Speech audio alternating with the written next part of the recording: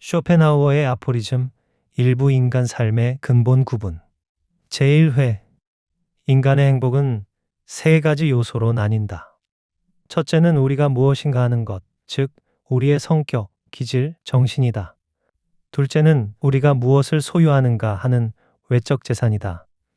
셋째는 타인과의 관계, 즉 우리가 세상 속에서 어떤 위치에 있는가이다. 이 세 가지 중 가장 중요한 것은 첫째, 우리 자신이 어떤 존재인가 하는 것이다. 성격이 사려 깊고 명상적인 사람은 어떤 상황에서도 내면의 평온을 잃지 않는다. 반대로 내면이 불안정한 사람은 아무리 풍족한 재산을 가져도 불행하다.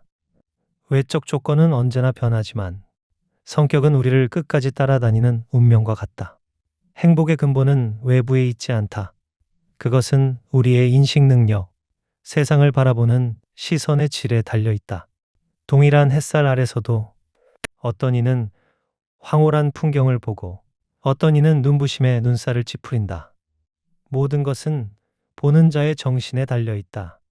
따라서 현명한 사람은 자신의 정신을 가꾸는데 더 많은 시간을 쓴다. 사람은 자주 외부 환경이 바뀌면 행복해질 거라 믿는다. 그러나 그것은 착각이다. 한 성격이 한 장소에서 불행하다면 다른 장소에서도 같은 이유로 불행할 것이다. 우리의 마음이 불만족으로 가득하면 어디로 가든 그 불만은 우리를 따라온다. 행복은 장소나 상황의 문제가 아니라 내면의 습관과 사고의 방향이다. 성품이 곧 운명이다. 어떤 사람은 빈곤 속에서도 고요한 사색과 예술의 즐거움으로 살아간다. 그러나 또 다른 사람은 풍요 속에서도 지루함과 불평 속에서 허우적댄다. 그 차이는 단 한 가지. 그의 정신이 세상을 받아들이는 방식이다. 이 세상의 외적 조건은 우리의 성품에 비하면 극히 미미하다. 쾌락은 외부에서 주어지지만 그것을 느끼는 능력은 내부에서 나온다. 가난한 철학자는 음악과 책에서 행복을 찾지만 부유한 어리석은 자는 그 모든 즐거움을 지루함 속에 잃어버린다. 결국 인간의 삶을 결정짓는 것은 그가 얼마나 많은 것을 가졌느냐가 아니라 그가 얼마나 깊이 느끼고 깨닫느냐이다.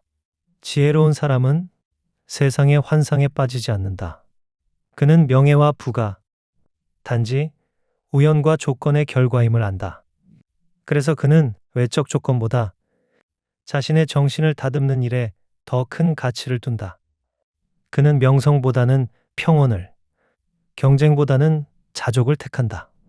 그에게 삶은 타인에게 보이는 연극이 아니라 자신의 내면에서 완성되는 예술이다. 사람들은 흔히 말한다. 돈이 있으면 걱정이 사라질 것이다. 하지만 진실은 그 반대다. 돈이 많을수록 걱정도 많아진다. 소유가 늘어나면 그것을 지키기 위한 두려움도 커진다. 불안은 늘 욕망의 그림자처럼 따라온다. 진정한 부유함은 소유가 아니라 자족에 있다. 조금을 가지고도 만족할 줄 아는 사람은 세상의 어떤 왕보다도 부자다. 소유가 줄어들면 욕망도 함께 줄고 욕망이 줄면 마음은 가벼워진다. 삶은 고통과 지루함 사이를 오간다. 부족할 때는 고통스럽고 충분할 때는 지루해진다. 이 두 가지를 넘어서려면 정신의 깊이를 키워야 한다. 사색과 예술, 자연의 아름다움 속에서 내면은 스스로를 새롭게 발견한다. 따라서 행복한 삶은 외부의 조건이 아니라 내면의 조화에서 비롯된다. 건강한 정신은 불완전한 세상에서도 기쁨을 찾는다. 그는 사소한 일에서도 의미를 발견하고 작은 즐거움 속에서도 감사한다. 이처럼 인간의 삶의 근본은 우리가 무엇을 가지느냐가 아니라 우리가 어떤 눈으로 세상을 보느냐에 달려 있다. 사람의 인생은 그의 사고방식에 따라 천국이 되기도 하고 지옥이 되기도 한다. 내면이 고요하면 세상은 평화롭다. 내면이 불안하면 천국에서도 불행하다. 이것이 쇼펜하우어가 말한 삶의 근본 구분, 그 첫 번째 진리다. 제2회, 사람들은 흔히 외적인 부를 인생의 목표로 삼는다. 그러나 부는 인간의 행복에 있어 가장 불확실하고 가장 불완전한 요소다. 소유가 늘어나면 그것을 잃을까 하는 불안도 함께 자란다. 많이 가진 사람일수록 그의 마음은 더 무겁다. 행복이란 가벼운 마음으로 사는 일이다. 그 가벼움은 내면의 단순함에서만 나온다. 한 인간이 가지고 있는 재산보다 그 재산을 어떻게 받아들이는가가 중요하다. 지혜로운 자는 적은 돈으로도 즐거움을 찾는다. 그는 소유의 양이 아니라 그것을 누리는 법을 알고 있다. 그러나 어리석은 자는 무엇을 가져도 만족하지 못한다. 그의 욕망은 끝이 없고 그 끝없는 욕망이 바로 그를 불행하게 만든다. 사람은 타인과 자신을 비교함으로써 불행해진다. 저 사람은 나보다 더 많이 가졌다. 나는 왜 저 위치에 있지 못한가? 이런 생각은 우리의 영혼을 서서히 병들게 한다. 비교는 감사의 마음을 없애고 평온을 앗아간다. 그렇기에 쇼펜하우어는 말한다. 인생의 행복은 타인과의 비교가 아니라 자신의 본성 안에서 찾아야 한다. 만약 당신이 조용한 성격이라면 화려한 성공보다 고요한 일상이 더 어울린다. 내면의 성향에 맞지 않는 삶을 좇는다면 그것은 영혼의 방향을 거스르는 일이다. 우리의 성품이 삶의 리듬을 결정한다. 활발한 사람은 끊임없는 활동 속에서 살아가야 하고 사색적인 사람은 고요 속에서만 평화를 얻는다. 따라서 진정한 지혜는 자기 본성을 아는 것에서 시작된다. 자신의 성향을 무시하고 타인의 기준으로 살아가는 이는 결국 자신의 삶을 잃는다. 명예 또한 외적인 것 중 하나다. 명예는 남의 눈에 비친 그림자일 뿐, 그 자체로 실체가 아니다.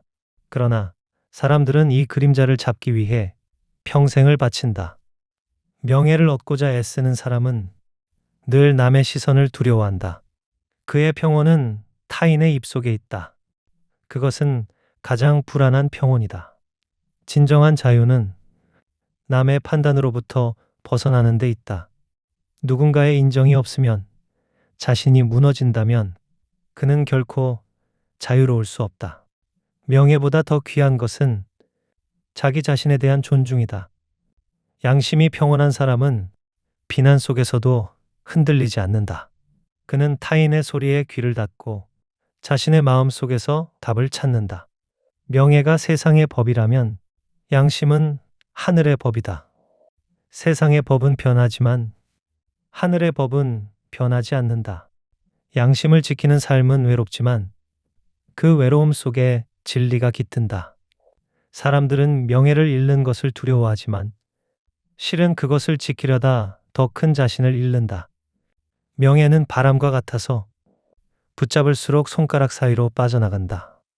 그러므로 현명한 사람은 명예의 소문보다 자신의 마음을 돌본다. 그는 남의 말에 휘둘리지 않는다. 그는 침묵 속에서 자신의 중심을 세운다.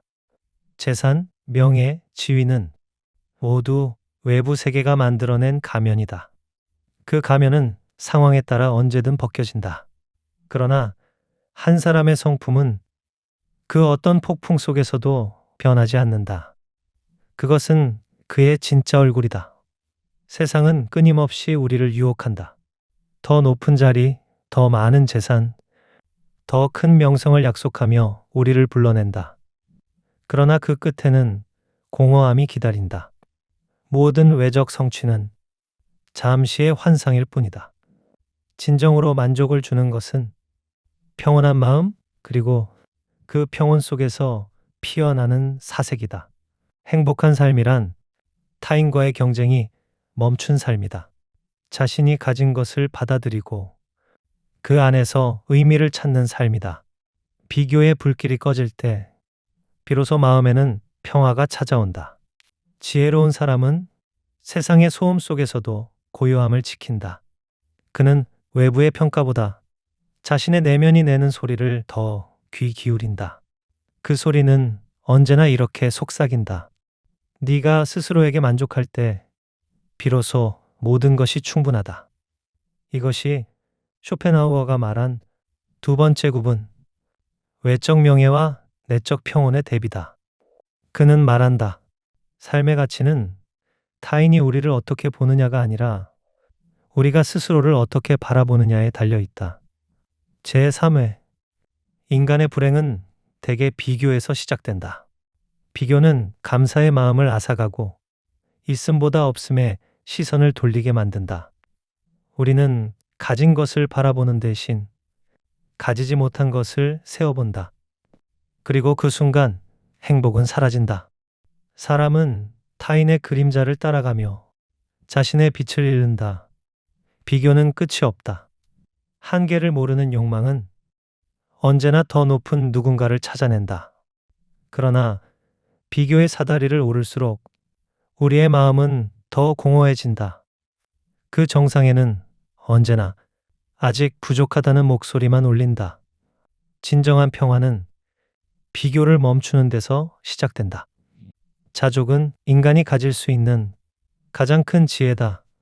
스스로에게 충분하다고 느끼는 순간 세상은 더 이상 우리를 흔들지 못한다. 사람들은 흔히 말한다. 나는 더 나은 삶을 원한다. 하지만 더 나음의 기준은 언제나 타인에게 있다. 삶의 가치를 타인의 잣대에 두는 순간 우리는 그들의 노예가 된다. 자신의 걸음을 사랑하는 사람만이 진정한 자유를 가진다. 자족은 무욕과는 다르다. 무욕이 세상을 등지는 것이라면 자족은 세상 속에서 평온을 찾는 것이다. 그는 욕망을 없애는 것이 아니라 욕망의 방향을 바로 세운다. 필요 이상의 것을 구하지 않고 지금 있는 것을 감사히 여긴다. 삶의 지혜는 더 많이 가지는 것이 아니라 덜 필요로 하는 것에 있다. 필요가 줄어들수록 불안도 함께 사라진다. 욕망이 줄어들면 마음은 조용히 제자리를 찾는다. 세상의 대부분의 괴로움은 우리가 세상을 잘못 해석하기 때문에 생긴다. 욕망은 우리를 앞으로 나아가게 하지만 그 끝에는 늘 허무가 기다린다. 원하는 것을 얻어도 만족하지 못하고 잃으면 절망한다. 이 두 감정의 사이에서 인간은 늘 흔들린다. 지혜로운 자는 이 진리를 안다. 그는 외부 세계의 변화에 휘둘리지 않고 내면의 균형을 지킨다. 그는 기쁨이 와도 지나치게 들뜨지 않고 고통이 와도 깊이 가라앉지 않는다. 그의 마음은 바람 속에서도 흔들리지 않는 등불과 같다. 이 세상은 본래 완전하지 않다. 삶은 고통을 피하는 것이 아니라 그 고통 속에서 의미를 발견하는 일이다. 고통을 없애려 하기보다 그것을 바라보는 태도를 바꾸는 것. 그것이 쇼펜하우어가 말한 삶의 지혜의 핵심이다. 행복은 외부의 조건이 아니라 사유의 깊이에서 나온다. 사람은 사물의 본질을 깊이 통찰할수록 그 속에서 고요한 기쁨을 느낀다. 그 기쁨은 감각의 쾌락이 아니라 이해의 평온이다. 지혜로운 사람은 세상의 소음 속에서도 고요함을 지킨다. 그는 명성과 재산의 유혹을 멀리하고 단순하고 깊은 삶을 택한다. 그는 자신이 가진 시간 속에서 충분히 생각하고 충분히 느끼며 충분히 존재한다. 그에게 하루는 짧지 않고 세상은 결코 허무하지 않다. 삶의 근본은 존재의 방식에 있다. 그것은 타인에게 보여지는 삶이 아니라 스스로가 느끼는 삶이다. 따라서 가장 큰 행복은 자신에게 진실한 삶을 사는 것이다. 그 길 위에 있을 때 우리는 더 이상 비교하지 않고 더 이상 두려워하지 않는다. 쇼펜하우어는 말한다. 인간의 행복은 외부의 우연이 아니라 그의 영혼의 성질에서 비롯된다. 그리고 이렇게 덧붙인다. 지혜로운 자는 세상을 바꾸려 하지 않고 자신의 시선을 바꾼다. 쇼펜하우어의 아포리즘 제2부, 인간의 본성에 관하여 제1회 인간의 삶을 깊이 들여다보면 그 중심에는 언제나 의지가 있다.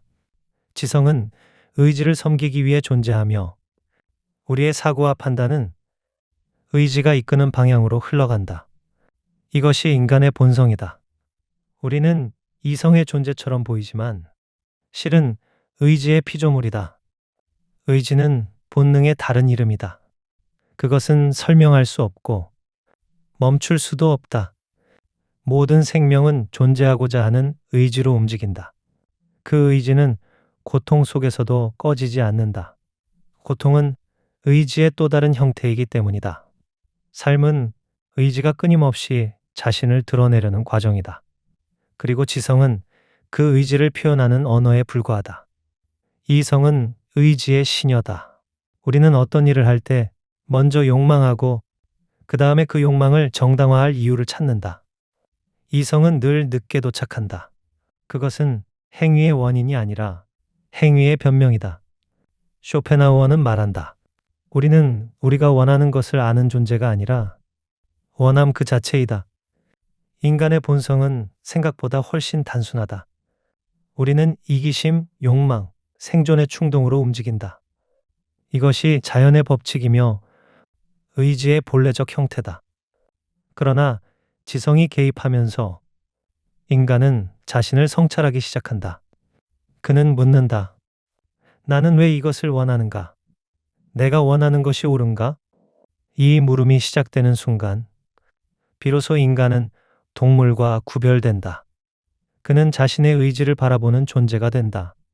지성은 의지에 종속되어 있지만 그 종속 속에서도 자유의 환상을 품는다. 우리는 자신이 자유롭게 선택한다고 느끼지만 사실은 내면의 성향, 기질, 욕망에 의해 이미 결정된 길을 걷고 있을 뿐이다. 이 자유의 착각은 우리에게 책임의 의식을 심어준다. 그 덕분에 인간은 도덕과 양심을 가질 수 있다. 의지는 눈에 보이지 않는다. 그러나 모든 행위의 밑바닥에는 그 의지가 흐르고 있다. 사람이 미워하거나 사랑할 때 그는 단지 느끼는 것이 아니라 의지의 방향을 드러내는 것이다.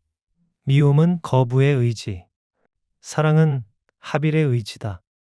모든 감정은 결국 의지의 그림자다. 지성은 한계를 가진다. 그것은 의지를 이해하려 하지만 결코 그 근원을 파악할 수 없다. 우리는 우리가 왜 살아가는지를 끝내 완전히 알 수 없다. 그저 살아가도록 내몰려 있을 뿐이다. 이 불가해한 힘이 바로 삶의 의지다. 의지는 고통의 근원이다. 원하는 것이 생기면 결핍이 생기고 결핍은 고통을 낳는다. 무언가를 얻으면 잠시 안도하지만 곧 또 다른 결핍이 찾아온다. 욕망은 결코 끝나지 않는다. 그러므로 인간의 본성은 영원히 충족되지 않는 불안이다. 그러나 이 불안 속에도 지혜의 씨앗이 숨어 있다. 고통을 자각하는 순간 우리는 의지의 속성을 깨닫는다. 그때 비로소 내면의 초월이 가능해진다. 고통을 피하려 하지 말고 그 본질을 바라보는 사람, 그가 철학자가 되고 그가 예술가가 된다. 지성은 의지를 관조함으로써 자유로워진다. 의지를 이해하는 순간 그 힘으로부터 잠시 벗어날 수 있다. 명상과 예술, 철학적 사유는 의지의 사슬을 느슨하게 한다. 이 순간 인간은 잠시나마 욕망의 고통에서 해방된다. 의지가 지배하는 세상 속에서도 지성은 작은 빛처럼 존재한다. 그 빛은 희미하지만 삶의 의미를 비추기에 충분하다. 지혜로운 자는 그 빛을 따라간다. 그는 욕망의 소용돌이 속에서도 자신을 잃지 않는다. 그에게 삶은 투쟁이 아니라 깨달음의 여정이다.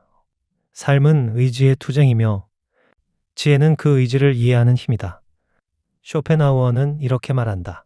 지성은 의지를 제어할 수 없지만 그 고통을 초월할 수는 있다. 제2회 인간의 본성은 선하지도 악하지도 않다. 그것은 단지 자기 보존의 의지일 뿐이다.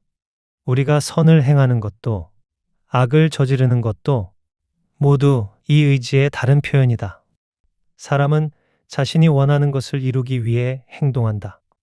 그리고 그 과정에서 타인의 고통이 생긴다면 그는 그것을 보지 않으려 한다. 이기심은 인간의 본성이다. 그러나 그것은 비난받을 일이 아니다. 그것은 단지 살아있다는 증거일 뿐이다. 이기심은 모든 생명의 출발점이다. 꽃은 햇살을 차지하려 피어나고 나무는 뿌리를 더 깊이 내리려 한다. 인간 또한 자신의 영역을 지키며 타인의 영역을 넘본다. 이것이 자연의 법칙이다. 생명은 늘 자신을 중심으로 세계를 본다. 그러나 인간은 다르다. 그는 자신을 의식한다. 그는 자신의 욕망이 다른 사람의 고통이 될 수 있음을 안다. 그 깨달음이 도덕의 시작이다. 쇼펜하우어는 말한다. 도덕은 이성이 아니라 공감에서 나온다. 타인의 고통을 느낄 수 있는 능력. 그것이 인간을 동물과 구분한다. 이 공감의 순간에 인간은 잠시 의지의 지배를 벗어난다. 이기심은 자기 보존의 의지이고 공감은 타자와의 합일의 의지다. 이 두 힘은 인간 안에서 끊임없이 싸운다. 그리고 이 싸움이 인간의 도덕과 갈등을 만들어낸다. 공감은 인간에게 가장 신비로운 능력이다. 그것은 타인의 고통을 마치 자신의 것처럼 느끼게 한다. 이 감정이 깊어질수록 그는 더 이상 자신의 욕망을 절대적인 것으로 여기지 않는다. 그때 인간은 비로소 나의 울타리를 넘어선다. 그러나 공감은 연약하다. 이기심의 소음 속에서 그 소리는 쉽게 묻힌다. 세상은 늘 우리에게 말한다. 너 자신을 먼저 챙겨라. 남보다 앞서라. 이 목소리 속에서 양심은 작아지고 타인의 고통은 멀어진다. 그렇기에 도덕은 훈련과 성찰이 필요하다. 공감은 본성이지만 그 본성을 지키려면 끊임없는 의식이 필요하다. 자기 안의 욕망을 들여다보는 일. 그것이 바로 도덕의 출발점이다. 도덕은 명령이 아니라 깨달음이다. 타인의 고통을 이해할 때 우리는 스스로를 이해하게 된다. 고통의 본질은 다르지 않다. 누구나 같은 아픔을 느끼고 같은 상처를 안고 살아간다. 이 단순한 진리를 깊이 이해하는 것이 진정한 선의 근원이다. 이기심이 강한 사람은 세상을 적으로 본다. 그에게 타인은 경쟁자이자 방해물이다. 그의 마음속에는 늘 두려움이 있다. 무언가를 빼앗길까 하는 두려움, 인정받지 못할까 하는 두려움. 그 두려움이 그를 잔인하게 만든다. 그러나 공감이 있는 사람은 다르다. 그는 타인의 기쁨을 시기하지 않는다. 그 기쁨을 함께 느끼는 순간 그의 마음은 오히려 풍요로워진다. 사람의 영혼은 나눌수록 커진다. 사랑과 이해는 나눌수록 더 깊어진다. 이것이 이기심의 굴레에서 벗어나는 길이다. 도덕은 법률로 만들어지는 것이 아니다. 그것은 마음속의 울림으로 존재한다. 법은 외부에서 사람을 묶지만 양심은 내부에서 스스로를 단속한다. 법이 멈추는 곳에서 양심은 계속 말을 건다. 도덕의 핵심은 단순하다. 네가 원하지 않는 일을 남에게 행하지 말라. 이 단순한 명제가 인류의 모든 윤리의 바탕이다. 그러나 그것을 실천하기 위해 우리는 평생을 배워야 한다. 이기심은 끊임없이 돌아온다. 그것은 억눌러도 사라지지 않는다. 그러나 그것을 이해하면 그 힘은 약해진다. 인간의 도덕은 이기심을 부정하는 것이 아니라 그것을 넘어서는 의식의 진화다. 쇼펜하우어는 이렇게 말한다. 선은 의지의 부정에서 생긴다. 의지를 완전히 없애는 것은 불가능하다. 그러나 그 의지를 비추어 보는 것, 그 순간 우리는 그 힘으로부터 잠시 자유로워진다. 그때 인간은 고요한 선함을 경험한다. 인간의 본성은 어둡지만 그 어둠 속에서 빛을 찾을 수 있다. 그 빛은 타인의 눈물 속에 있다. 그것을 느끼는 순간 우리의 마음은 더 이상 혼자가 아니다. 제3회 인간은 끊임없이 자신을 바라본다. 그러나 그 시선은 언제나 불완전하다. 우리는 자신을 이해한다고 믿지만 대부분의 시간 동안 스스로에게 가장 낯선 존재로 살아간다. 인간의 의식은 좁은 등불과 같다. 그 빛은 언제나 가까운 곳만 비춘다. 그래서 우리는 자신의 행동은 기억하지만 그 행동을 낳은 동기는 잊는다. 자기 성찰은 그 어둠 속에 등불을 비추는 일이다. 그것은 고통스럽지만 가장 고귀한 일이다. 사람은 자신이 왜 화를 내는지, 왜 슬픈지조차 모를 때가 많다. 의지는 깊은 곳에 숨어 있고 지성은 그 표면만 본다. 우리는 이유를 찾으려 애쓰지만 그 이유는 언제나 의식의 바깥에 있다. 그래서 쇼펜하우어는 말했다. 인간은 스스로를 알고자 하지만 자신의 깊이를 끝내 다 알지 못한다. 그럼에도 불구하고 인간은 자신을 이해하려 애쓴다. 이 노력이 바로 지성의 사명이다. 우리가 스스로를 들여다볼 때 비로소 타인을 이해하게 된다. 자신의 어둠을 인정한 사람만이 타인의 어둠을 용서할 수 있다. 인간은 불완전한 존재다. 그러나 그 불완전함 속에 연민과 성숙이 자란다. 우리가 고통을 통해 성장하는 이유는 고통이 삶의 본질이기 때문이다. 고통은 우리를 깨운다. 그것은 삶의 잔인한 선물이다. 고통을 피하려는 사람은 늘 두려움에 시달린다. 그러나 고통을 받아들이는 사람은 그 안에서 자유를 얻는다. 진정한 평화는 고통이 없는 상태가 아니라 고통을 초월한 의식의 상태다. 쇼펜하우어는 말했다. 고통을 이해하는 순간 그 고통은 더 이상 우리를 해치지 못한다. 이것이 인간 본성의 구원이다. 우리는 고통 속에서 무너지는 것이 아니라 그 속에서 자신을 다시 일으킨다. 삶은 의지의 투쟁이지만 그 투쟁을 관조할 때 우리는 잠시나마 자유로워진다. 예술과 철학, 그리고 사랑은 이 순간에 자유를 준다. 그때 우리는 살아간다는 의무를 넘어서 존재한다는 의미를 느낀다. 지혜로운 사람은 고통을 없애려 하지 않는다. 그는 고통과 함께 살아가는 법을 배운다. 그는 그것을 적으로 보지 않고 삶의 일부로 받아들인다. 그때 비로소 그는 의지의 사슬에서 벗어나 참된 평화를 얻는다. 인간의 본성은 결코 완벽해질 수 없다. 그러나 그 불완전함을 인식하는 순간 인간은 가장 인간답게 된다. 완벽함이 아닌 깊이가 인간을 위대하게 만든다. 모든 고통은 지나간다. 하지만 그 고통이 남긴 깨달음은 우리의 영혼에 머문다. 그 깨달음이 우리를 조금 더 따뜻하게, 조금 더 현명하게 만든다. 그것이 인간 본성의 성장이다. 인간은 태어날 때부터 결핍을 안고 태어난다. 그러나 그 결핍 덕분에 우리는 사랑하고 배우고 이해한다.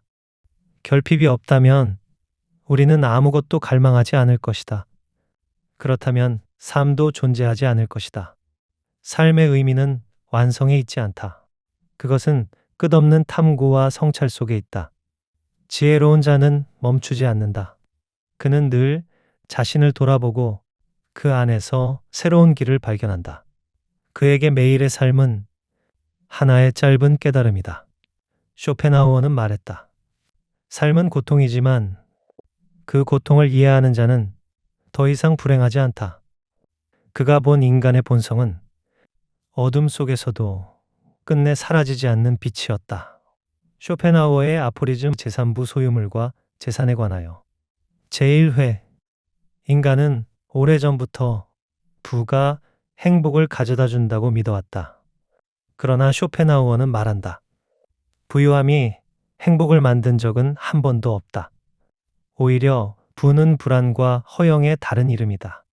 재산은 필요의 산물이다. 그러나 그 필요가 끝없는 욕망으로 변할 때 재산은 인간의 주인이 된다. 사람은 처음엔 돈을 쓰기 위해 벌지만 언젠가부터는 돈을 지키기 위해 살아간다. 그때 그는 이미 자유를 잃은 것이다. 부를 쫓는 사람은 늘 불안하다. 그는 미래를 걱정하고 잃을 것을 두려워하며 오늘의 평온을 잊는다. 그의 마음은 금전의 무게만큼 무겁고 불안정하다. 가난은 고통이지만 탐욕은 더 큰 고통이다. 가난한 자는 무엇이 없는가를 생각하지만 탐욕스러운 자는 무엇을 더 가져야 하는가를 고민한다. 그의 욕망은 결코 끝나지 않는다. 욕망이 커질수록 행복은 멀어진다. 결핍이 아니라 과잉이 인간을 병들게 한다. 부는 인간에게 편안함을 주지만 평화는 주지 못한다. 진정한 평화는 단순한 삶 속에서 자란다. 많은 것을 소유할수록 그것을 지켜야 하는 의무와 두려움도 함께 늘어난다. 따라서 지혜로운 자는 자신이 감당할 수 있을 만큼만 가진다. 삶의 풍요는 물질의 양이 아니라 마음의 여유에서 온다. 단순한 삶은 결핍의 표지가 아니라 자유의 표현이다.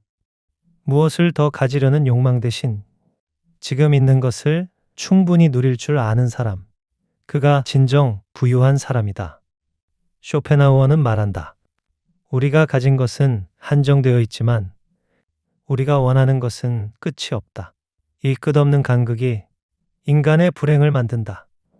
욕망이 사라지면 고통도 사라진다.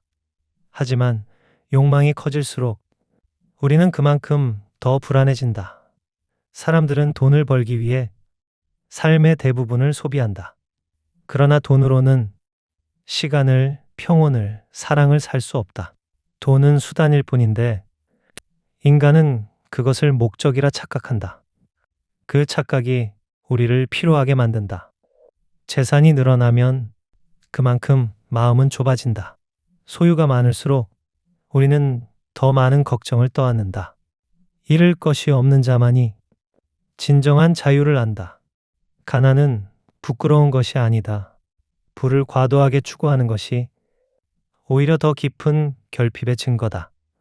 지혜로운 사람은 부의 양보다 삶의 질을 선택한다. 그는 필요한 만큼만 가지고 그 나머지는 마음의 평온으로 채운다.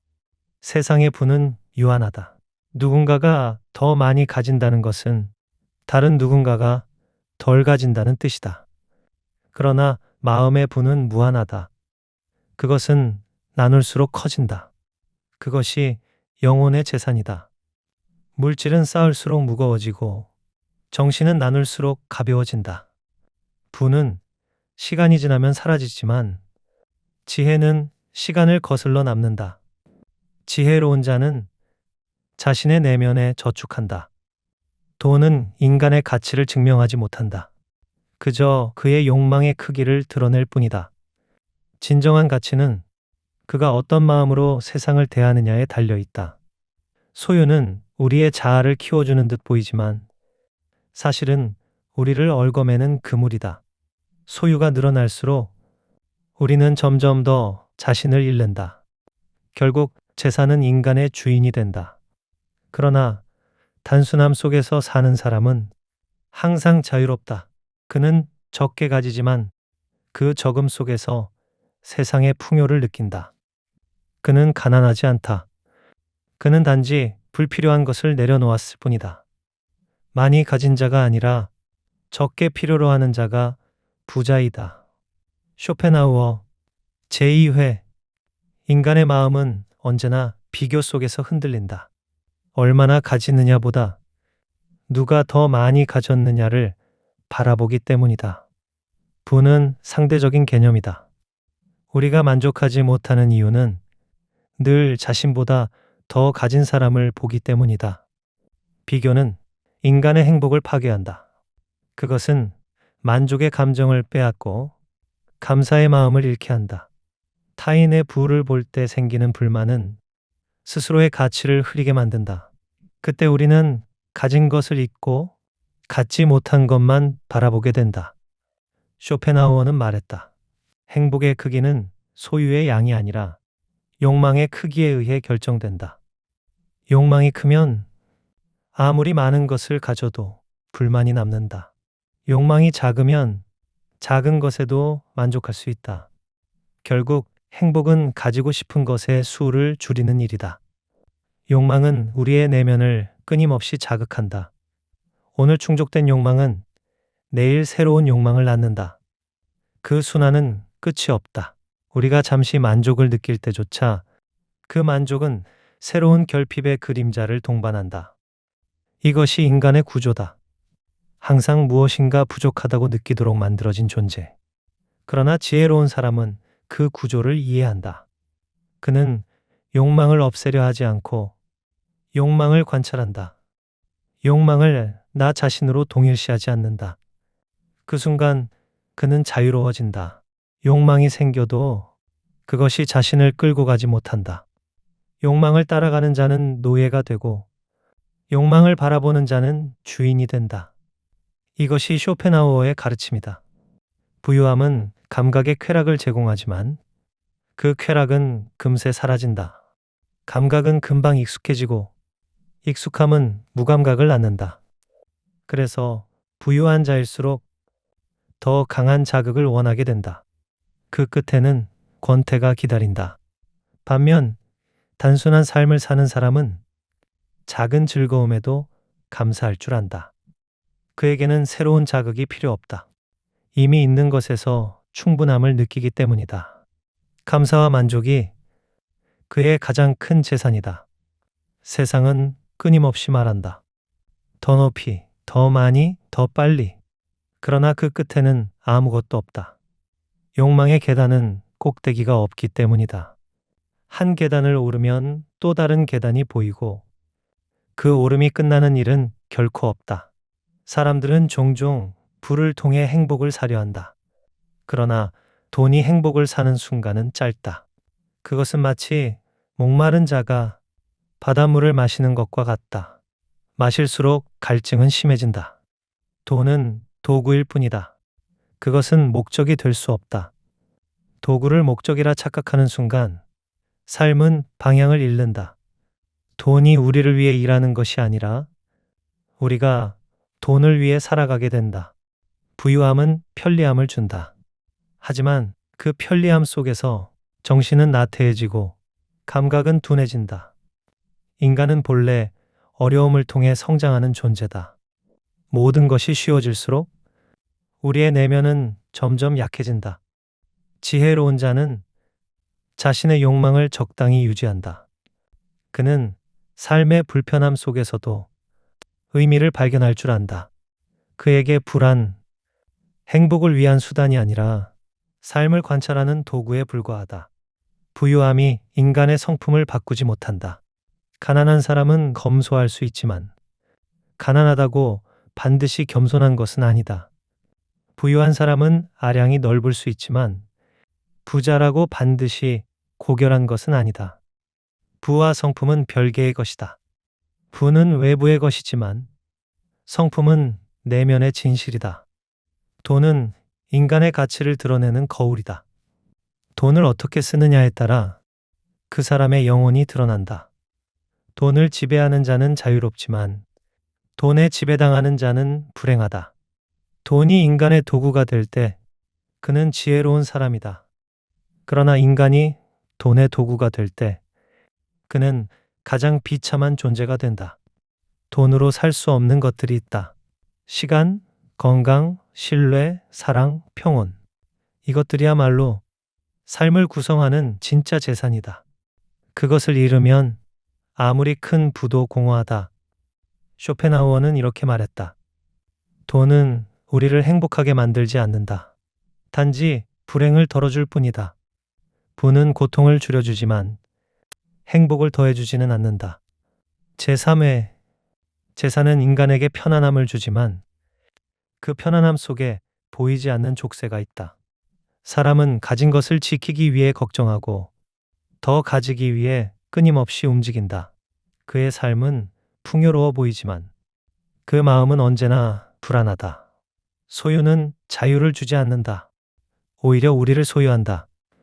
많이 가진 사람일수록 그는 더 많은 것에 얽매인다. 그의 하루는 물건을 관리하는 시간으로 채워지고 그의 정신은 그 소유에 묶여버린다. 그가 가진 것은 많지만 그를 가지고 있는 것은 더 많다. 진정한 자유는 소유를 줄이는 데서 시작된다. 가진 것이 줄어들수록 걱정도 줄고 마음은 가벼워진다. 이 단순한 진리를 깨닫는 순간 삶은 훨씬 더 넓고 고요해진다.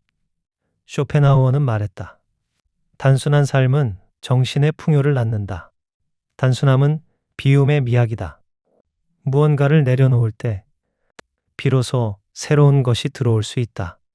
마음이 가벼운 사람은 작은 일에서도 깊은 만족을 얻는다. 부는 감각을 흥분시키지만 단순함은 영혼을 치유한다. 우리는 자극 속에서 기쁨을 찾지만 그 기쁨은 오래가지 않는다. 그러나 단순한 삶에서 오는 평온은 시간이 지나도 사라지지 않는다. 그것은 조용한 강물처럼 천천히 그러나 깊게 흐른다. 사람들은 종종 단순한 삶을 가난과 혼동한다. 그러나 단순함은 가난이 아니라 선택된 절제다. 그것은 포기가 아니라 진정으로 가치 있는 것을 고르는 일이다. 가난한 자는 필요 때문에 비우고 지혜로운 자는 평화를 위해 비운다. 그는 자신을 덜어내어 마음의 여백을 만든다. 그 여백 속에서 사유는 자라고 기쁨은 조용히 꽃핀다. 소유에 집착하는 사람은 늘 무언가를 잃을까 두려워한다. 그러나 아무 것에도 집착하지 않는 사람은 결코 잃을 것이 없다. 그는 비로소 완전한 자유를 얻는다. 부유함이란 많이 가진 상태가 아니라 조금으로도 충분하다고 느끼는 마음이다. 그 마음이 생기면 가난 속에서도 부유할 수 있다. 그러나 그 마음이 없다면 황금의 집에서도 결핍을 느낀다. 재산은 우리에게 편의와 안전을 주지만 결코 의미를 주지 않는다. 의미는 오직 내면에서만 만들어진다. 사람은 외부의 부로 살아가는 것이 아니라 내면의 만족으로 살아간다. 삶의 가치는 소유의 양이 아니라 그것을 바라보는 시선의 질에 달려 있다. 같은 하늘 아래서도 어떤 이는 감사하고 어떤 이는 불평한다. 하늘은 변하지 않았지만 그것을 바라보는 마음이 다를 뿐이다. 쇼펜하우어는 이렇게 썼다. 행복은 외부에 있지 않다. 그것은 오직 우리의 생각 속에 있다. 부가 많다고 해서 그 생각이 평화로워지는 것은 아니다. 마음이 고요하지 않으면 천국에서도 불안할 것이다. 사람은 무엇을 얻어 행복해지지 않는다. 오히려 무엇을 잃어도 괜찮다고 느낄 때 비로소 자유로워진다. 그 자유가 마음의 평화이며 평화가 곧 행복이다. 가진 것을 줄이는 일은 결핍이 아니라 해방이다. 무엇이든 손에 쥘 때마다 우리는 그것의 무게를 함께 지닌다. 하지만 그것을 놓을 때 비로소 두 손이 자유로워진다. 그 손으로는 세상을 만질 수 있고 사람을 품을 수 있다. 물질의 부는 시간과 함께 사라지지만 내면의 평화는 죽음마저 넘어선다. 그 평화는 소유가 아닌 존재에서 온다. 무엇을 가지느냐보다 어떻게 존재하느냐, 그것이 진정한 부의 형태다. 소유의 끝에는 공허가 있다. 그러나 자족의 끝에는 평화가 있다.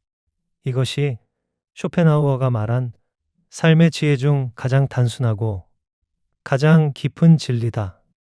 쇼펜하우어의 아포리즘 제4부 인간의 지위와 사회적 관계에 관하여 제1회 인간은 사회 속에서 살아간다. 그러나 사회는 언제나 인간의 본질을 흐리게 만든다. 우리는 자신이 누구인지보다 타인이 우리를 어떻게 보느냐에 더 많은 관심을 기울인다. 이것이 인간의 근본적 약점이다. 사람들은 타인의 인정을 통해 자신의 가치를 확인하려 한다. 그러나 타인의 평가는 끊임없이 변하고 그 변덕 속에서 우리의 마음은 흔들린다. 명예는 바람과 같고 허영은 그 바람을 좇는 그림자다. 쇼펜하우어는 말했다. 명예란 타인의 생각 속에서 살아가려는 어리석은 욕망이다. 그는 명예를 외부의 소음에 불과한 것이라 부른다. 사람이 스스로의 판단을 버리고 타인의 눈빛에 의지할 때 그의 영혼은 이미 자유를 잃는다. 명예는 가장 불안정한 재산이다. 그것은 한마디의 말로 세워지고 또 한마디의 말로 무너진다. 명예를 좇는 자는 언제나 타인의 입에 갇혀 산다. 그는 자신의 마음을 잃고 타인의 생각 속에서만 존재한다. 그러나 명예를 잃는 것보다 더 큰 불행은 그것에 매달려 사는 것이다. 진정한 자유인은 남의 시선을 두려워하지 않는다. 그는 자신의 양심을 법으로 삼는다. 그에게 명예는 스스로의 진실 앞에서만 의미가 있다. 명예는 본래 정직함의 결과일 뿐인데 사람들은 그것을 목표로 바꾸었다. 그래서 정직은 수단이 되고 허영이 목적이 되어버렸다. 그 순간 명예는 이미 거짓이 된다. 명예를 좇는 자는 늘 불안하다. 그는 타인의 칭찬에 기뻐하고 비난에 절망한다. 그의 마음은 바다 위의 배처럼 흔들린다. 그 배는 자신의 방향을 잃고 늘 외부의 바람에 의존한다. 자기 확신을 잃은 사람은 타인의 인정으로 자신을 지탱하려 한다. 그러나 타인의 평가는 결코 영혼을 채워줄 수 없다. 외부의 소음이 멈춘 뒤에야 비로소 우리는 자신의 진짜 목소리를 들을 수 있다. 사회적 지위 또한 마찬가지다. 그것은 인간의 본질과 아무런 상관이 없다. 지위는 세상이 준 옷일 뿐. 그 옷이 벗겨지면 그 안에는 같은 인간이 있다. 그러나 사람들은 옷을 자신의 몸이라 착각한다. 그 착각이 교만과 허물을 낳는다. 높은 지위에 있는 사람은 자신이 존경받는 이유가 지위 때문임을 모른다. 그는 자신이 특별하다고 믿지만 그가 잃은 순간 세상은 냉정해진다. 이것이 사회의 본질이다. 인간은 사람을 보지 않고 그의 위치를 본다. 지위는 세상의 장식일 뿐이다. 그것은 영혼의 크기를 키워주지 못한다. 지혜로운 사람은 자신의 자리를 빛내려 하지 않는다. 그는 그 자리를 초월한다. 그는 높은 곳에 있어도 겸손하며 낮은 곳에 있어도 초라하지 않다. 그에게 존경은 지위가 아니라 인격의 향기에서 온다. 세상은 불공평하게 보이지만 진정한 가치는 세상의 눈이 아니라 시간이 증명한다. 겉모습은 변하지만 진실한 영혼의 힘은 세월이 지나도 빛을 잃지 않는다. 사람들은 사회적 성공을 위해 자신의 본성을 희생한다. 그는 웃고 싶지 않아도 웃고 하고 싶지 않은 말도 한다. 그는 점점 타인의 기대 속에 자신을 잃어간다. 이것이 현대의 비극이다. 모두가 인정받기 위해 살지만 정작 자신을 사랑하는 법은 모른다. 명예와 지위는 세상이 주는 환상이다. 그 환상을 좇는 자는 결국 공허 속에서 헤맨다. 그는 끊임없이 오르고 그러나 오를수록 더 큰 불안을 느낀다. 정상에 오르면 깨닫는다. 그곳엔 아무것도 없다는 것을. 진정한 승리는 외부의 승리가 아니다. 그것은 내면의 평화다. 자기 자신에게 떳떳한 삶. 그것이 최고의 지위이며 가장 큰 명예다. 쇼펜하우어는 말한다. 사람이 진정으로 소유할 수 있는 유일한 명예는 자신의 양심 앞에서의 평온함이다. 그 평온함은 세상의 어떤 칭찬보다 값지다. 명예를 버릴 용기, 지위를 초월할 지혜. 그것이 자유로운 영혼의 조건이다. 그때 우리는 타인의 시선이 아닌 자신의 양심의 빛으로 살아가게 된다. 제2회 세상에서 가장 흔한 고통은 비교에서 비롯된다. 우리는 스스로의 행복을 느끼는 대신 타인의 행복을 바라보며 그것을 잃는다. 남이 웃을 때 그 웃음이 나의 부족함을 비추는 거울이 된다.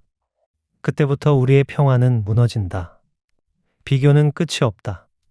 언제나 우리보다 더 가진 사람, 더 인정받는 사람이 있기 때문이다.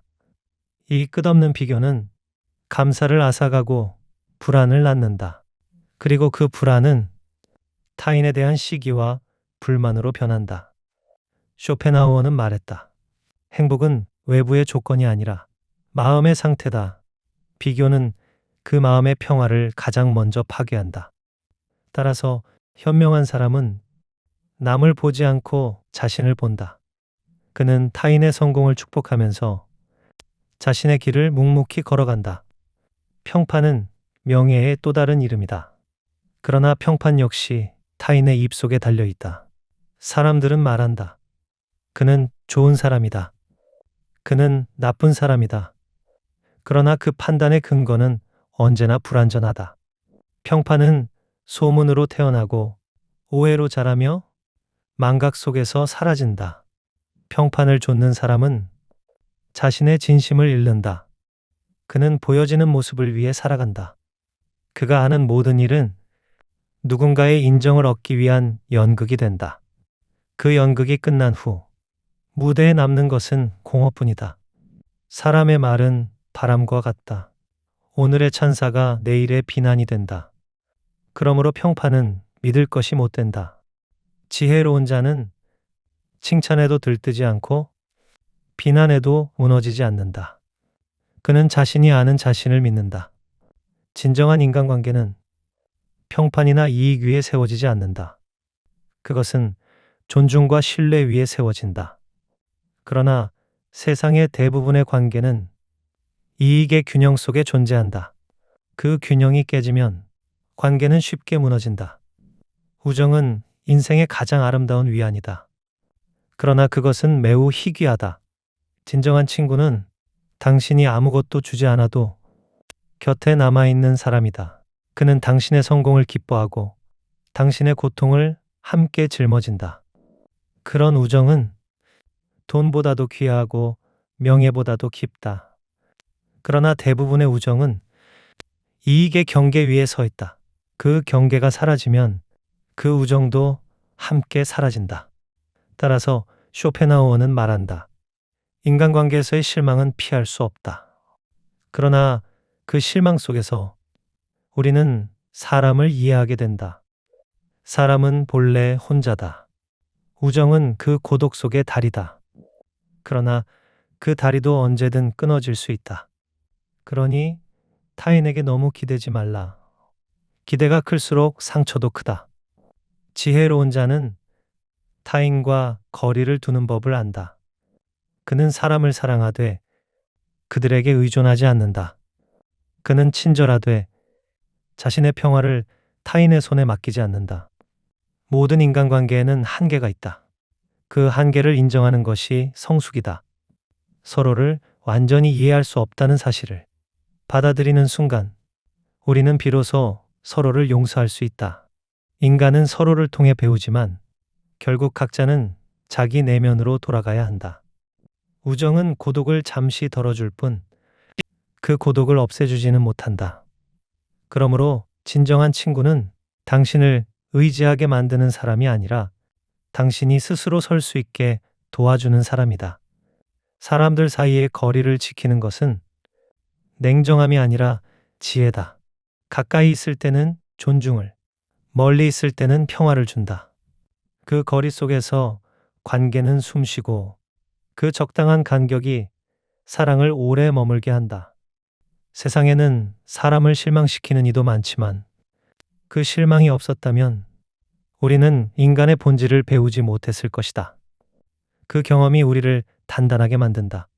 사람을 탓하기보다 그 사람을 이해할 줄 아는 마음. 그것이 성숙이다. 쇼펜하우어는 이렇게 말한다. 사람을 너무 믿지 말라.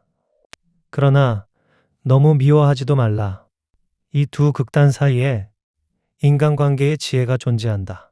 타인을 이해하려 하기보다 그들을 있는 그대로 받아들이는 것, 그것이 관계의 평화를 지키는 길이다. 제3회, 인간은 사회적 존재이지만 결국 홀로 살아갈 수밖에 없는 운명을 가진다. 사람들은 관계 속에서 의미를 찾지만 그 관계는 언제나 불완전하다. 모든 관계에는 경계가 있고 그 경계를 넘어설 수는 없다. 쇼펜하우어는 말했다. 인간 사이의 거리는 언제나 적당해야 한다. 너무 가까우면 상처를 주고 너무 멀면 마음이 식는다. 그러나 대부분의 사람들은 그 적당한 거리를 알지 못한다. 우리는 타인과 함께 있으면서도 외롭다. 그 외로움은 결핍이 아니라 인간 본성의 한 부분이다. 고독은 인간이 피할 수 없는 진실이다. 그것은 벌이 아니라 의식이 깊어질수록 따라오는 자연스러운 결과다. 사람은 고독 속에서 자신을 발견한다. 군중 속에서는 잃어버린 자신이, 고요 속에서는 다시 깨어난다. 그러므로 고독은 피해야 할 것이 아니라 자기 자신과의 만남이다. 많은 사람은 혼자 있는 것을 두려워한다. 그러나 진정한 자유는 혼자 있을 때만 얻을 수 있다. 혼자 있을 때 우리는 더 이상 연기하지 않는다.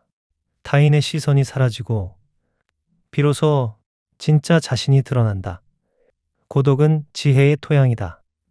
그곳에서만 깊은 사유가 자란다. 군중은 우리의 생각을 흐리게 하고 고요는 그것을 맑게 한다. 사람은 시끄러운 세상 속에서는 진리를 듣지 못한다. 진리는 언제나 침묵 속에서 속삭인다. 사람들은 외로움을 피하려고 끊임없이 사람을 찾는다. 그러나 많은 만남은 오히려 더 큰 공허를 남긴다. 겉으로는 웃지만 내면에서는 더 외로워진다. 그것은 진짜 관계가 아니라 고독의 도피이기 때문이다. 진정한 관계는 혼자 있을 줄 아는 사람들 사이에서만 가능하다. 자기 안의 고요를 알고 있는 사람만이 타인과의 침묵을 존중할 수 있다. 그 침묵 속에서 우리는 서로의 존재를 느낀다. 사람은 본래 서로를 완전히 이해할 수 없다. 그 한계를 인정할 때 비로소 우리는 타인에게 관대해진다. 이해가 아닌 존중, 공감이 아닌 수용이 성숙한 관계의 기초다. 쇼펜하우어는 말했다. 대부분의 인간은 소음처럼 존재한다. 그 소음 속에서 조용히 사유하는 자만이 삶의 진리를 듣는다. 그는 세상으로부터 멀어질수록 자신에게 가까워진다고 말했다. 고독은 인간의 영혼을 단단하게 만든다. 그 고독 속에서 사람은 자신을 다듬고 세상을 객관적으로 바라볼 수 있게 된다. 혼자 있는 법을 배운 사람만이 사람들 속에서도 흔들리지 않는다. 외로움을 견디지 못하는 사람은 타인의 존재에 의존하게 된다. 그 의존은 결국 실망으로 이어진다. 그러나 고독을 친구로 삼는 사람은 아무에게도 휘둘리지 않는다. 그는 세상 속에서 자유롭게 존재한다. 진정한 자존이란 다른 사람의 인정이 없어도 스스로를 존중하는 힘이다. 그 힘을 가진 사람은 칭찬에도 비난에도 흔들리지 않는다. 그는 자기 마음 속에서 평화를 찾는 법을 안다. 고독은 결핍이 아니라 충만이다. 세상의 소음이 멈춘 뒤 비로소 들리는 내면의 목소리. 그것이 진짜 나의 언어다. 그 목소리를 들을 수 있을 때 우리는 더 이상 외롭지 않다. 쇼펜하우어는 이렇게 말했다. 인간은 군중 속에서 자신을 잃고 고독 속에서 자신을 찾는다. 이 말은 단순한 철학이 아니라 삶의 길잡이다. 우리는 함께 살아가지만 결국 자신 안에서 완전해져야 한다. 고독은 벌이 아니라 영혼의 쉼이다. 쇼펜하우어의 아포리즘 제오브, 삶의 행로를 선택함에 관하여 제1회, 사람은 모두 자기만의 길을 걷는다. 그 길은 스스로 선택하는 듯 보이지만 사실은 태어날 때부터 우리 안에 새겨져 있는 성향과 기질이 이끌어간다. 쇼펜하우어는 말한다. 인간은 자신이 원하는 삶을 택하는 것이 아니라 자신이 될 수 있는 존재로 살아간다. 삶의 행로는 우연과 선택의 조합처럼 보인다. 하지만 그 선택의 방향은 이미 우리의 본성 속에 들어있다. 어떤 이는 고요한 사색 속에서, 어떤 이는 행동과 모험 속에서 삶의 의미를 찾는다. 각자의 영혼은 자신의 고유한 리듬으로 움직인다. 타인의 길을 부러워하지 말라. 그 길은 그 사람의 본성에 맞는 길이다. 당신에게는 당신의 길이 있다. 남의 삶을 흉내내는 순간 당신은 자신의 중심을 잃는다. 세상의 모든 나무는 같은 하늘 아래 자라지만 뿌리는 각기 다른 방향으로 뻗는다. 삶도 마찬가지다. 사람들은 흔히 말한다. 나는 어떤 일을 해야 행복할까? 그러나 더 중요한 질문은 이것이다. 나는 어떤 사람으로 태어났는가? 행동의 방향보다 먼저 존재의 본질을 알아야 한다. 그 본질을 모른 채 선택한 길은 언젠가 자신을 배반한다. 지혜로운 자는 자신의 한계를 일찍 안다. 그 한계를 인정하는 것은 패배가 아니라 자기 자신을 존중하는 일이다. 자신의 능력과 성향을 이해하지 못한 채 남의 기준으로 살면 그 삶은 끊임없는 불만과 피로로 채워진다. 쇼펜하우어는 말했다. 사람은 자신이 무엇을 할 수 있는가 보다 무엇을 할 수 없는가를 아는 데서 지혜로워진다. 우리가 모든 것을 할 수 없다는 사실은 결핍이 아니라 방향의 힌트다. 자신에게 맞는 일을 찾는다는 것은 내면의 리듬과 세상의 리듬이 하나로 맞물리는 순간을 만나는 것이다. 운명은 우리가 만든다기보다 우리를 만든다. 우리가 원하는 길이 아니라 우리를 위해 준비된 길이 있다. 그 길을 발견하는 사람은 행복하지만 그 길을 거스르는 사람은 고통을 겪는다. 고통은 종종 이 길이 아니다라는 삶의 신호다. 세상은 끊임없이 말한다. 성공하라. 더 높이 올라가라. 그러나 성공은 모든 사람에게 같은 의미가 아니다. 어떤 사람에게 성공은 명예이고 또 다른 사람에게는 평화다. 자신의 영혼이 원하는 성공이 무엇인지 모른다면 그는 끝없는 경쟁 속에서 방향을 잃는다. 삶의 행로를 택할 때 가장 위험한 착각은 모두가 같은 행복을 추구한다는 믿음이다. 행복은 개인의 본성과 깊이 연결되어 있다. 외향적인 사람은 활동 속에서, 내향적인 사람은 고요 속에서 행복을 느낀다. 그러니 남의 행복의 형태를 자신의 기준으로 삼지 말라. 진정한 행복은 자신의 천성에 맞는 삶을 사는 데 있다. 천성을 거스르는 노력은 결국 자신을 소모시킨다. 그러나 천성을 따라 사는 삶은 작은 일에서도 만족을 얻는다. 사람의 삶은 무엇을 하느냐보다 어떤 마음으로 하느냐에 의해 결정된다. 같은 일을 하더라도 한 사람은 피로를 느끼고 다른 사람은 기쁨을 느낀다. 그 차이는 그 일이 그의 본성과 조화를 이루느냐에 달려 있다. 자신의 길을 찾는 것은 시간이 걸리는 일이다. 조급해하지 말라. 삶은 스스로 방향을 드러낸다. 때로는 방황이 필요하다.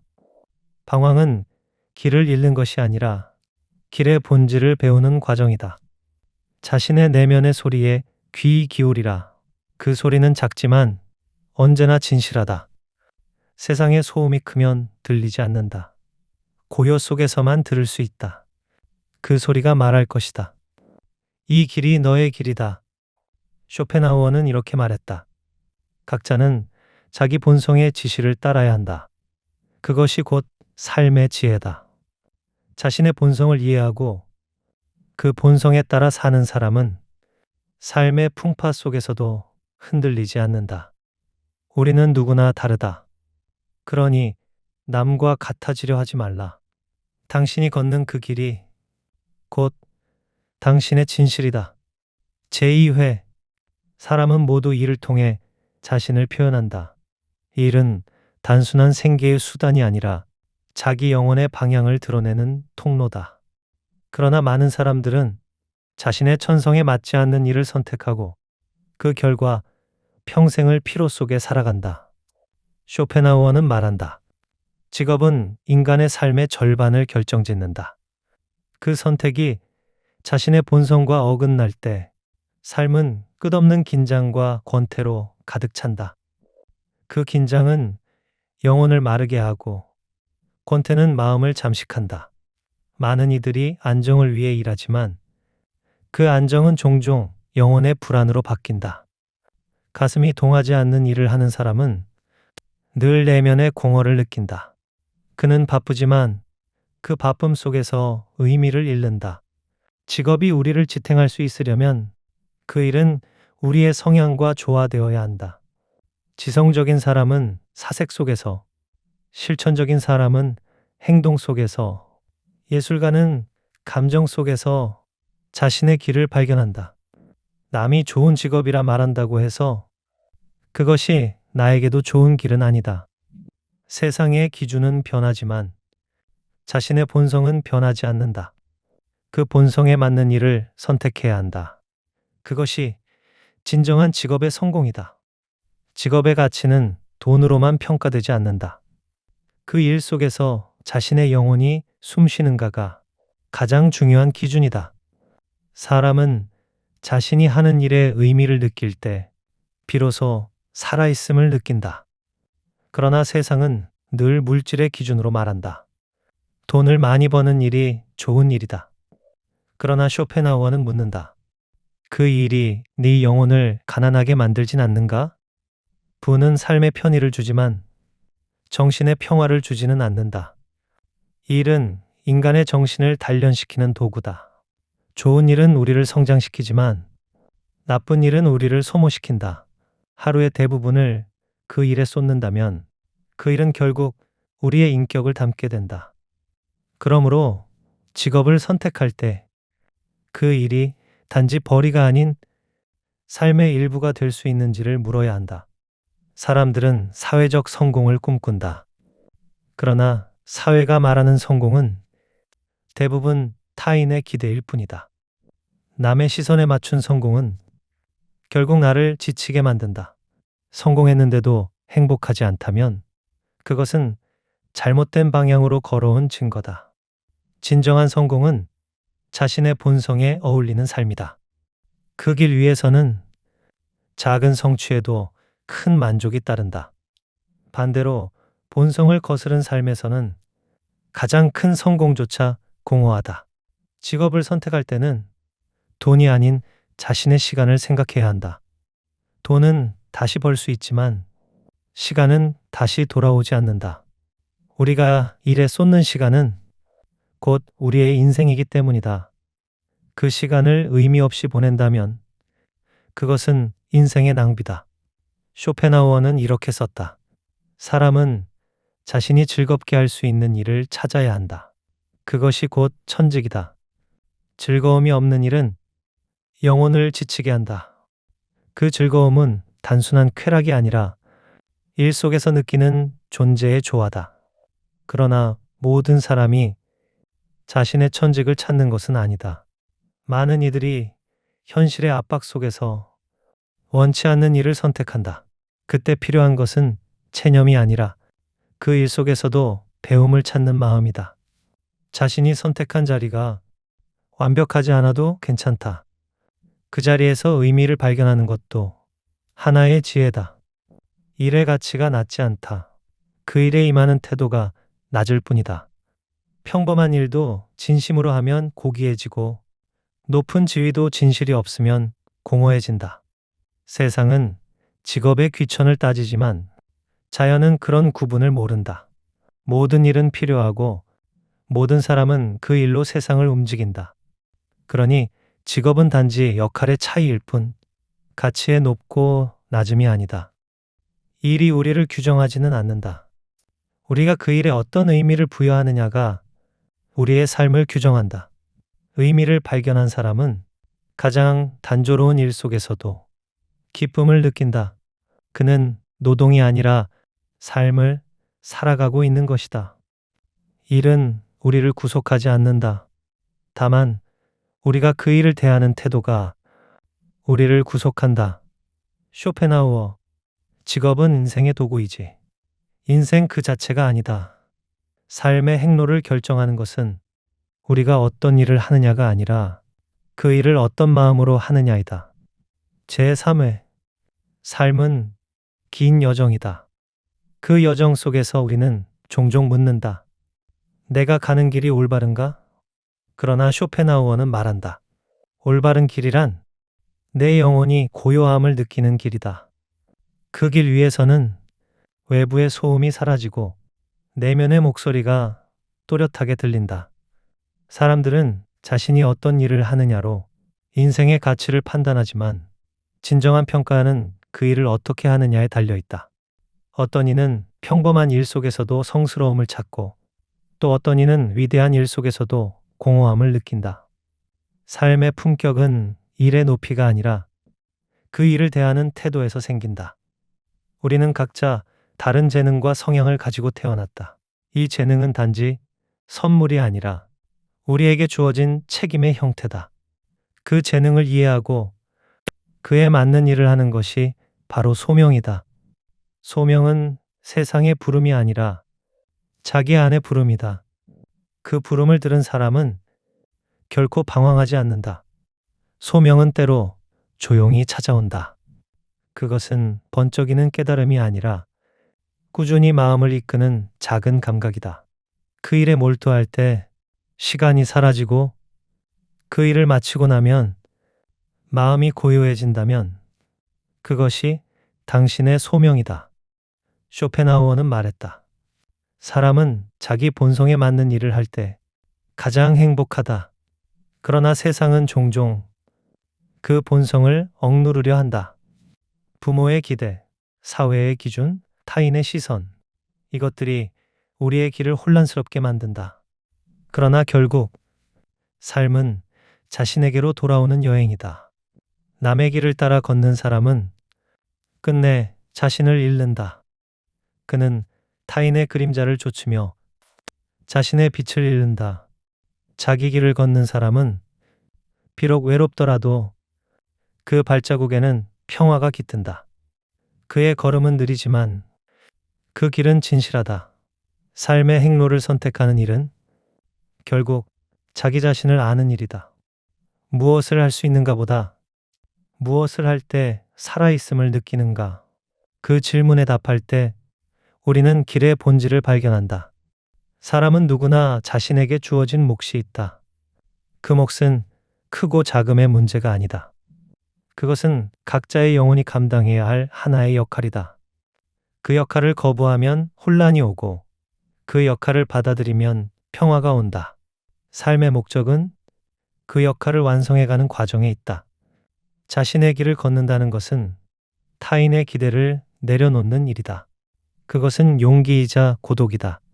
그러나 그 고독 속에서 우리는 진짜 자유를 얻는다.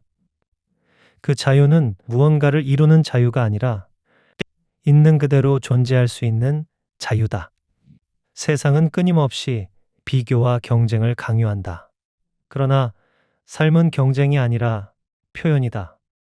꽃이 서로를 이기려 하지 않듯 인간도 단지 자신답게 피어나면 된다. 그것이 존재의 아름다움이다.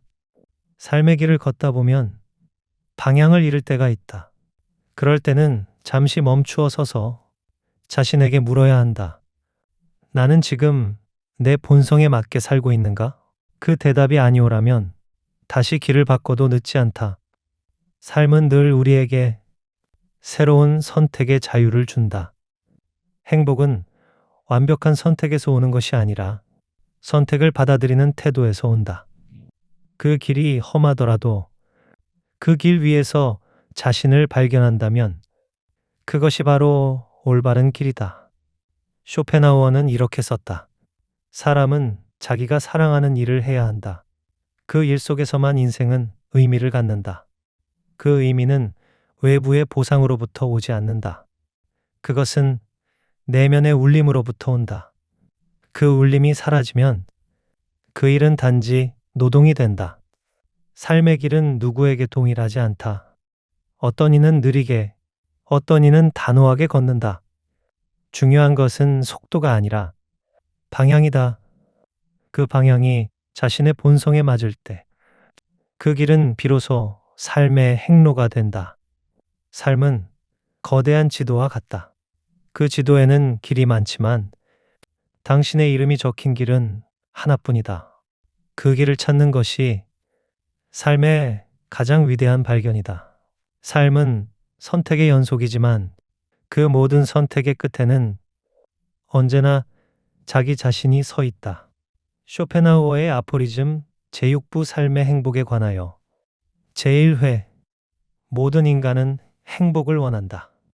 그러나 쇼펜하우어는 묻는다. 행복이란 과연 존재하는가? 그에 따르면 삶은 행복을 찾는 여정이 아니라 고통을 견디는 예술이다. 행복은 빛이 아니라 그림자와 같다. 빛이 있기에 그림자가 생기듯 고통이 있기에 행복이 잠시 드러난다. 고통이 사라진 순간을 우리는 행복이라 부른다. 그러나 그 행복은 잠시 머물다 곧 사라진다. 인간의 본성은 욕망이다. 욕망은 결핍에서 태어나며 충족되는 순간 곧 새로운 욕망을 낳는다. 따라서 행복은 결코 지속될 수 없다. 그것은 욕망의 간극에서 잠시 쉬어가는 짧은 휴식일 뿐이다. 쇼펜하우어는 말했다. 삶은 고통과 권태 사이를 흔들리는 진자와 같다. 욕망이 충족되지 않으면 고통이 생기고 충족되면 권태가 찾아온다. 이 두 극단 사이에서 인간은 평생 흔들린다. 그렇다면 행복은 어디에 있는가? 그는 이렇게 말한다. 행복은 고통의 부재에서 온다. 행복은 무언가를 얻는 데 있지 않고 무언가로부터 자유로워지는 데 있다. 욕망에서, 두려움에서, 그리고 비교에서 벗어날 때 비로소 평온이 찾아온다. 사람들은 쾌락을 추구하지만 쾌락은 행복이 아니다. 쾌락은 단지 긴 고통의 쉼표일 뿐이다. 그 쉼표가 지나면 다시 불만이 시작된다. 진정한 행복은 무엇인가를 느끼는 순간의 강도가 아니라 무엇에도 흔들리지 않는 의식의 고요함이다. 행복은 강렬하지 않다. 오히려 조용하다. 그것은 떠들썩한 웃음이 아니라 불안이 사라진 평온한 숨이다. 이 평온은 외부에서 오지 않는다. 그것은 마음이 욕망을 다스릴 때 비로소 생겨난다. 행복을 얻기 위해 우리는 늘 무언가를 바꿀 생각을 한다. 장소를, 사람을, 환경을 바꾸려 한다. 그러나 바꿔야 할 것은 외부가 아니라 자신의 인식이다. 같은 현실이라도 마음의 렌즈에 따라 전혀 다른 세상이 된다. 쇼펜하우어는 말했다. 행복은 사물의 본성에 있지 않고 그것을 바라보는 우리의 태도에 있다. 즉, 세상은 변하지 않아도 우리의 생각이 변하면 삶은 달라진다. 행복의 첫걸음은 만족이다. 지금 이 순간을 충분히 받아들이는 것. 그 만족은 멈춤에서 온다. 더 가지려는 욕망을 멈출 때 우리는 비로소 가벼워진다. 사람들은 행복을 미래에 둔다. 조금만 더 벌면 행복할 거야. 조금만 더 인정받으면 편해질 거야. 그러나 미래의 행복은 언제나 도망친다. 왜냐하면 우리는 현재의 만족을 미루는 습관 속에 살기 때문이다. 행복은 미래의 목적이 아니라 현재의 태도다. 삶을 너무 진지하게 받아들이지 말라. 삶은 완벽하지 않다. 고통과 결핍이 인간의 조건이기 때문이다. 그 조건을 거부하지 말고 그 안에서 균형을 찾아야 한다. 그 균형이 바로 지혜의 시작이다. 고통을 없애려 하지 말라. 그것은 불가능하다. 고통은 삶의 필수적인 일부다. 고통은 우리를 일깨우고 우리로 하여금 사유하게 하며 삶의 깊이를 만든다. 고통이 없는 삶은 얕고 공허하다. 행복을 찾는 자는 고통을 피하려 하지만 지혜로운 자는 고통을 이해하려 한다. 이해된 고통은 더 이상 우리를 해치지 않는다. 그것은 오히려 우리의 내면을 성장시킨다. 행복은 고통을 이기는 힘이 아니라 고통과 함께 머물 수 있는 마음이다. 그 마음은 저항이 아니라 수용에서 온다. 세상은 우리의 뜻대로 되지 않는다. 그러나 세상을 받아들이는 태도는 우리의 선택에 달려 있다. 쇼펜하우어는 이렇게 말했다. 우리가 바꿀 수 없는 것은 받아들이고 바꿀 수 있는 것은 고요히 바꾸라. 이 단순한 구분이 삶의 평화를 만든다. 행복은 강렬한 순간의 쾌락이 아니라 조용한 지속의 상태다. 그것은 마음이 스스로에 만족할 때 찾아온다. 세상은 변덕스럽지만 그 마음이 평온하면 어디서든 행복할 수 있다. 행복은 찾는 것이 아니라 깨어있는 마음으로 지켜내는 것이다. 제2회 인간은 쾌락을 좇는다. 그러나 쇼펜하우어는 말한다. 쾌락은 행복의 본질이 아니다. 쾌락은 찰나의 감정이고 그 찰나는 곧 사라진다. 쾌락이 지나가면 그 자리에 권태가 찾아온다. 쾌락을 좇는 삶은 늘 불안하다. 그는 끊임없이 자극을 찾아 헤맨다. 그러나 자극은 반복될수록 약해지고 무감각은 깊어진다. 그 끝에는 공허함이 있다. 이 공허함이 바로 권태다. 권태는 단순한 지루함이 아니다. 그것은 존재의 방향을 잃은 상태다. 욕망이 없으면 고통은 사라지지만 그 대신 의미가 사라진다. 그래서 인간은 고통을 피하려다가 권태라는 또 다른 고통에 빠진다. 쇼펜하우어는 이렇게 썼다. 쾌락과 권태 사이에서 인간의 삶은 끝없이 진동한다. 이진자 운동에서 벗어나는 길은 쾌락을 늘리는 것이 아니라 욕망을 줄이는 것이다. 욕망이 적을수록 우리는 고통도 권태도 덜 느낀다. 행복은 채움에서 오지 않는다. 오히려 덜어냄에서 온다. 마음이 단순할수록 삶은 가벼워지고 가벼워질수록 우리는 더 쉽게 만족할 수 있다. 만족은 쾌락보다 깊다. 쾌락은 순간의 불꽃이지만 만족은 오랜 온기다. 쾌락은 외부에서 오지만 만족은 내부에서 자란다. 쾌락은 주어져야 하지만 만족은 스스로 만들어낸다. 현명한 사람은 쾌락을 찾기보다 만족을 가꾼다. 그는 욕망의 불을 키우지 않고 그 불의 온기를 지키는 법을 안다. 그의 평화는 자극이 아니라 균형에서 온다. 쾌락은 항상 덜을 요구한다. 오늘의 기쁨은 내일의 기준이 되고 그 기준은 다시 욕망을 부른다. 그러나 만족은 지금을 충분히 느낀다. 그는 더 이상 미래의 보상을 기다리지 않는다. 그 순간 시간은 멈추고 마음은 고요해진다. 쇼펜하우어는 말한다. 행복의 비밀은 외부의 사건이 아니라 내면의 태도에 있다. 사람들은 환경이 변하면 행복해질 거라 믿지만 결국 바뀌는 것은 마음의 방향이다. 행복한 사람은 같은 현실에서도 다르게 느낀다. 고통을 피하려고 애쓰는 대신 그 고통을 품어보라. 고통 속에서도 평온을 느낄 수 있다면 그것이 진정한 행복의 힘이다. 행복은 고통이 없는 상태가 아니라 고통을 초월한 상태다. 삶은 결코 완전하지 않다. 항상 무언가 부족하고 언제나 예기치 않은 일이 일어난다. 그러나 그 불완전함 속에서도 감사를 느낄 수 있을 때 그 사람은 이미 지혜로운 자다. 감사는 행복의 씨앗이다. 감사는 결핍 속에서도 피어난다. 우리가 가진 것보다 가지지 못한 것을 덜 생각할수록 마음은 평화로워진다. 감사는 외부의 조건이 아니라 내면의 선택이다. 사람들은 행복을 쾌락에서 찾지만 쾌락은 피로를 낳고 피로는 다시 허무로 이어진다. 이 허무를 막는 유일한 길은 의미를 갖는 것이다. 의미는 쾌락보다 오래 간다. 그것은 영혼의 에너지다. 쾌락이 사라져도 의미가 있으면 삶은 견딜 수 있다. 그러나 의미가 사라지면 모든 쾌락은 헛것이 된다. 쇼펜하우어는 말했다. 행복은 즐거움의 총합이 아니라 고통 속에서도 의미를 찾는 능력이다. 인간의 내면이 단단해질수록 그는 외부의 변화에 흔들리지 않는다. 그의 기쁨은 조건에 묶이지 않는다. 이것이 바로 내면의 평화다. 내면의 평화는 어떠한 환경에서도 유지되는 안정이다.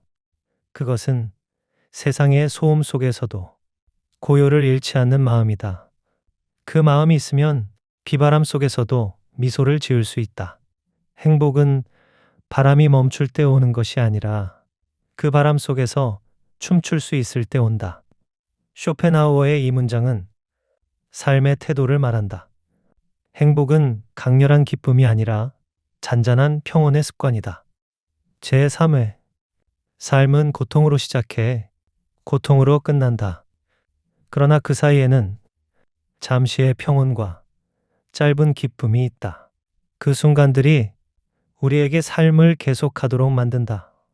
쇼펜하우어는 말한다. 고통은 인간 존재의 본질이다.